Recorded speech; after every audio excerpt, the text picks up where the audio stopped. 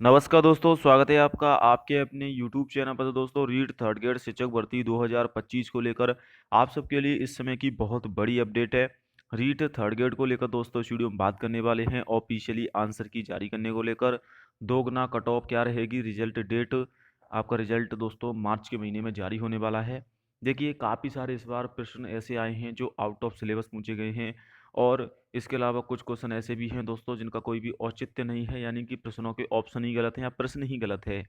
तो ऐसे एक दो नहीं बल्कि 7 से 9 प्रश्न हैं या इससे ज़्यादा भी हो सकते हैं, और इन प्रश्नों पर सभी छात्र ऑब्जेक्शन लगाएंगे। आपसे भी रिक्वेस्ट है, अगर आप यहाँ पर पेपर दिया है तो आप ऑब्जेक्शन जरूर लगाएं, ताकि जो अनावश्यक क्वेश्चन पूछे गए हैं उनका बोर्ड को पता चले कि कितने उन्होंने फालतू के क्वेश्चन इसमें पूछे हैं जिनका कोई भी औचित्य नहीं बनता है, ना ही उनके ऑप्शन सही हैं, ना ही वो किसी बुक में हैं। यानी कि आउट ऑफ सिलेबस भी क्वेश्चन काफ़ी ज़्यादा पूछे गए हैं, तो उनको भी दोस्तों यहाँ पर ऑब्जेक्शन लगाए जाएंगे।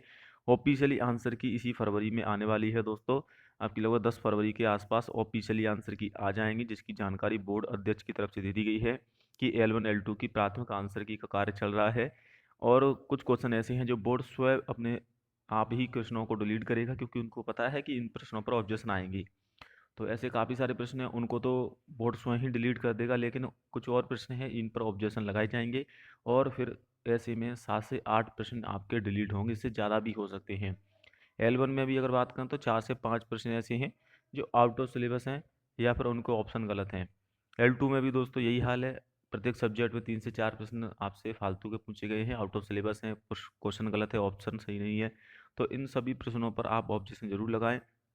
और रिजल्ट को लेकर भी अपडेट किया है कि मार्च के आसपास आपका रिजल्ट आएगा, प्री डीवी यानी कि दोगुना रिजल्ट, जो कि प्री डीवी में दोगुना का छात्रों का डॉक्यूमेंट वेरिफिकेशन होता है। जो 7 या 759 पद हैं, इनके दोगुना अभ्यर्थियों को पास किया जाएगा, 14,000 से ज़्यादा अभ्यर्थी पास होंगे, और फिर उनके लिए आपको आगे का प्रोसेस देखने को मिलेगा। इसके अलावा दोस्तों अगले 10 साल में 50,000 पद माध्यमिक शिक्षा विभाग में बढ़ने वाले हैं। स्टाफिंग पैटर्न की तैयारी चल रही है, 2026-27 तक ये दोस्तों डीपीसी है, उसको भी दोस्तों यहाँ पर पद खाली होंगे। तो ऐसे में इन पदों को भी इस भर्ती में जोड़ा जाएगा।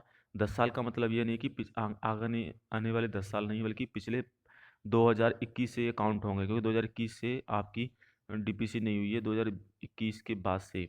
तो 26 चल रही, तो 6 साल हो गए, यानी कि अगले दो से 4 साल के अंदर आपके 50,000 पद और खाली हो जाएंगे शिक्षा विभाग में, क्योंकि स्टाफिंग पैटर्न को अपनाया जाएगा। इसके अलावा दोस्तों डीपीसी भी नहीं हो पा रही है, तो डीपीसी की वजह से भी पद खाली होंगे।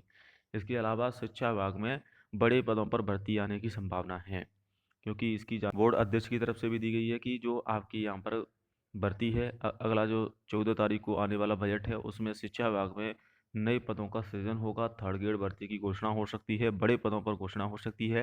हालांकि कितने पद आएंगे ये क्लियर नहीं है, लेकिन ये जरूर है कि आगामी सत्र दोस्तों यहाँ पर जो बजट आने वाला है उसमें शिक्षा विभाग को प्राथमिकता दी जाएगी, और बड़े पदों पर आपको भर्ती देखने को मिलेगी। इसके अलावा दोस्तों कट ऑफ, भले ही पेपर का लेवल डिफिकल्ट रहा था या मॉडरेट रहा था, लेकिन कट ऑफ तो हाई रहने वाली है, क्योंकि इस बार पदों की संख्या बहुत कम है, और पूरे राजस्थान में 10% से 15% बच्चे ऐसे भी होते हैं जो बड़ी भर्तियों की तैयारी करने के बाद छोटी भर्तियों को देते हैं, तो उनका स्कोर काफ़ी अच्छा रहेगा। और 10 और 25% ही पद इसमें है, ज़्यादा पद नहीं है पिछली भर्ती के मुकाबले अगर कंपैरिजन करें तो कट ऑफ तो हाई जाएगी। देखिए, बाकी उपस्थिति भी काफ़ी ज़्यादा हाई रही है, 90% ऊपर उपस्थिति रही है। L1 में तो सबसे ज़्यादा छात्रों ने एग्जाम में भाग दिया है, 94% छात्र पेपर देने गए हैं।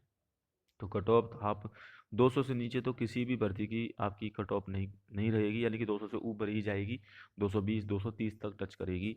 अगर मैं L1 की बात करूँ, L2 में भी दोस्तों यही हाल रहेगा, क्योंकि L2 में तो पोस्टों की संख्या ही ओवरऑल कम है, फिर उसमें सब्जेक्ट है, फिर उसमें कैटेगरी भी है, तो इसमें भी 230 तक टच करने वाली है कट ऑफ। बाकी काफ़ी सारे स्टूडेंट ये सोचें कि सर हम पूरे क्वेश्चन ही नहीं कर पाए थे, तो ऐसा ये नहीं है कि आप नहीं कर पाए थे, तो काफ़ी सारे क्वेश्चनों का जो स्टूडेंट है उन्होंने 120 130 क्वेश्चन हल किए, जिनमें से 3 से 4 क्वेश्चन ही उनके गलत हो रहे हैं। तो उस पर भी कट ऑफ डिपेंड करती है, बाकी रिजल्ट आने के बाद स्थिति क्लियर होगी, लेकिन 200 से नीचे कट ऑफ जाने की संभावना बहुत कम रहेगी।